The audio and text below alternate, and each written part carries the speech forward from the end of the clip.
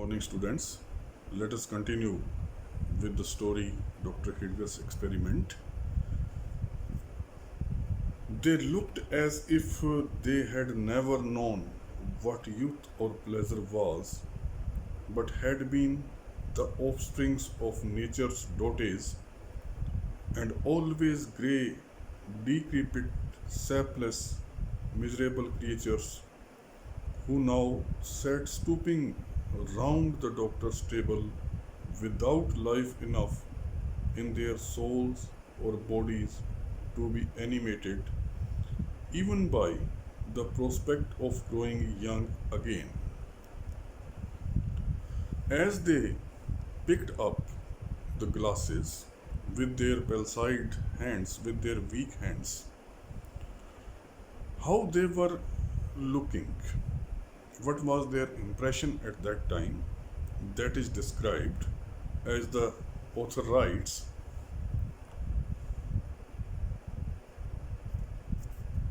They looked as if they had never known what youth or pleasure was. They were looking like as if they have never experienced youth is. They have never been young in their life.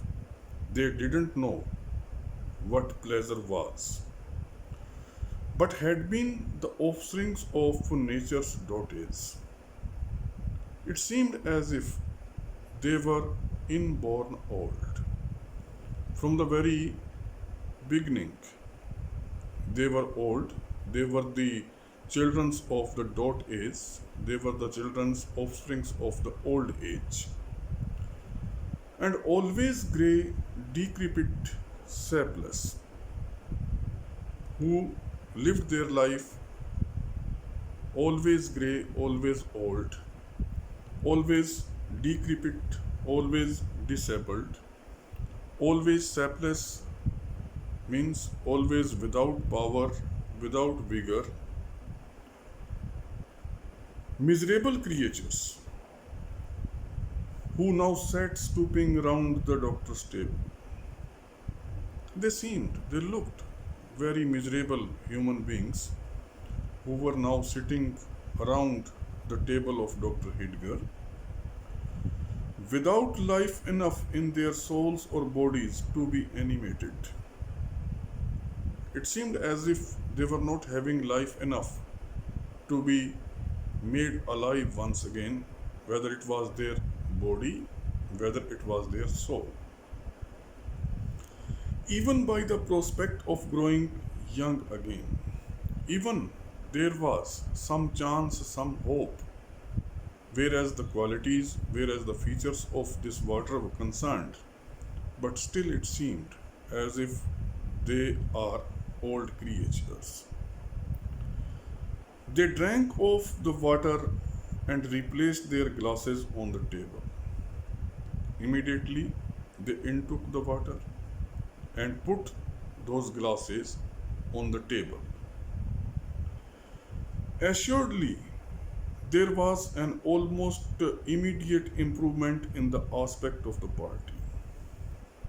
Full of assurance, without any doubt, there was an immediate reaction.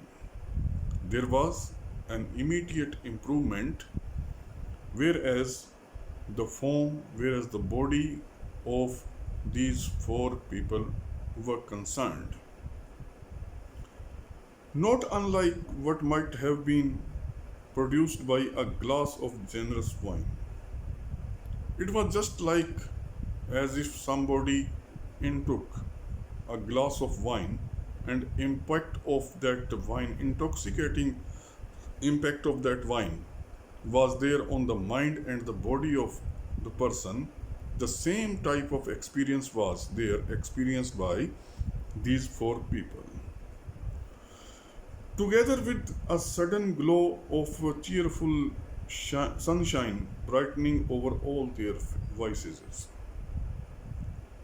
Not only this, along with this, there was a sudden glow, immediate shining on the faces of these four people. There was a healthful suffusion on their cheeks. Very healthful, very bright, very healthy. Change was there, a shine was there, whereas the old cheeks of these four people were concerned. Instead of the ashen hues that had made them look so corpse like, immediate change was there. Previously, their look was that as if they are old, they are grey, ashen hue, color of the deceased ones. But still, after intaking this water, there was a change.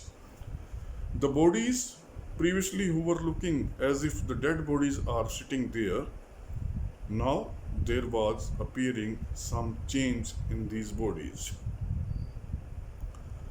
They gazed at one another and fancied that some magic power had really begun to smooth away the deep and sad inscriptions which Father Time had been so long engraving on their brows. They gazed at one another. With wide open eyes, they looked at each other, one another, and fancied and imagined that some magic power had really begun to smooth away. Some magic has happened that is going to smooth away, that is going to remove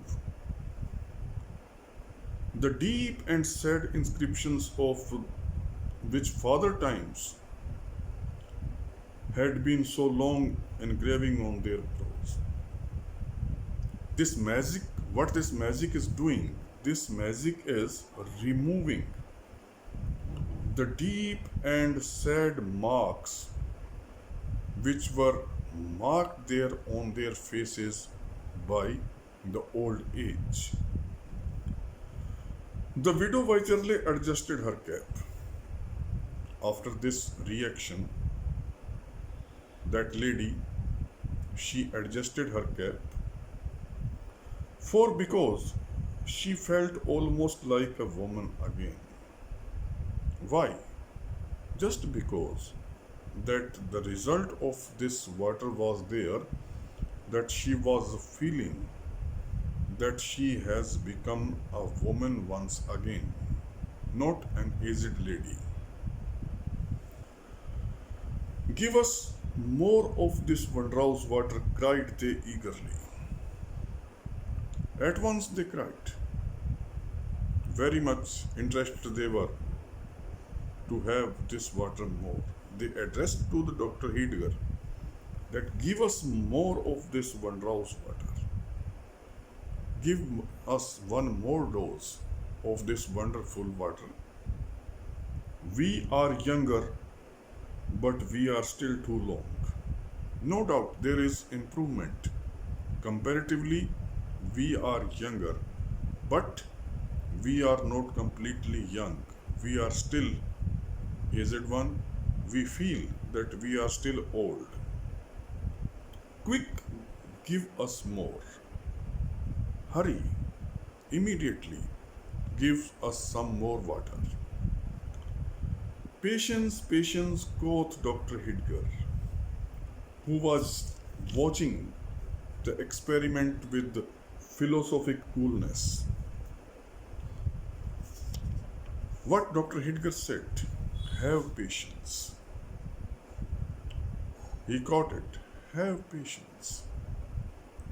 Who was sitting there and who was observing the progress of this particular practical, this experiment with philosophical coolness, in a very serious manner, in a very calm and cool manner. He was sitting there and observing the changes. You have been a long time growing old. Surely you might be content to grow young in half an hour. No doubt. You passed a long time as old creatures. It took a long time to become old.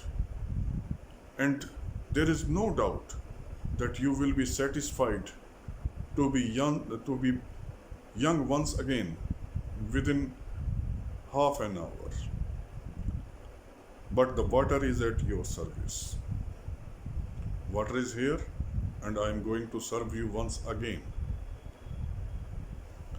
Again he filled their glasses with the liquor of youth, enough of which still remained in the vase to turn half the old people in the city to the age of their own grandchildren.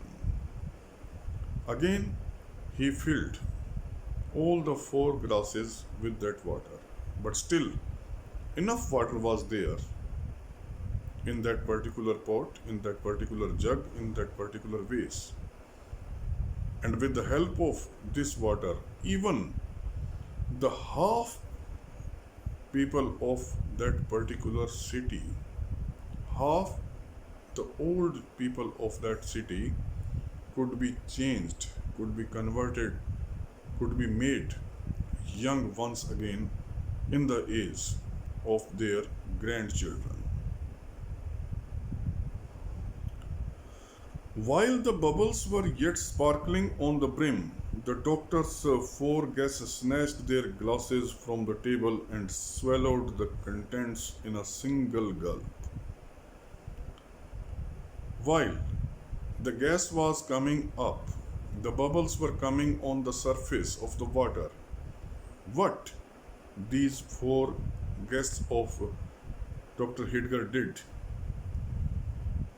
they took at once all those four glasses and swallowed the water at once. Was it delusion? Was it a deception?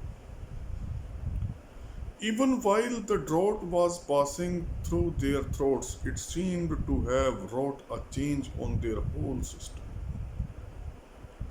Even while they were intaking the water,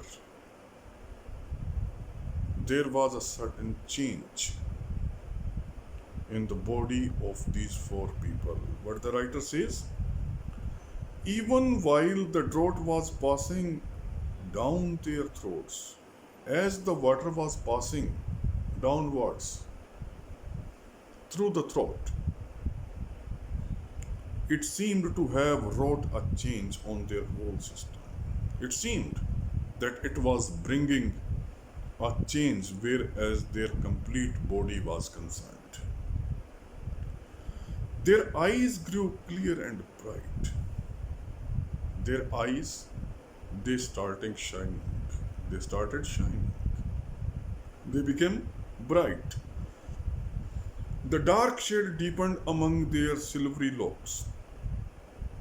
Whereas their hair were concerned, their locks were concerned, which were silvery, which were white enough.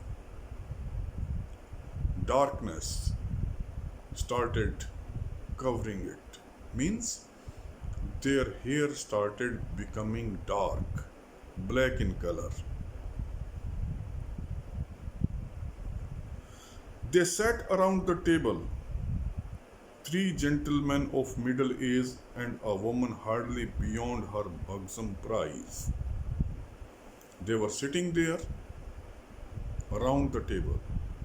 Now they were three gentlemen of middle age. There was a change, no doubt.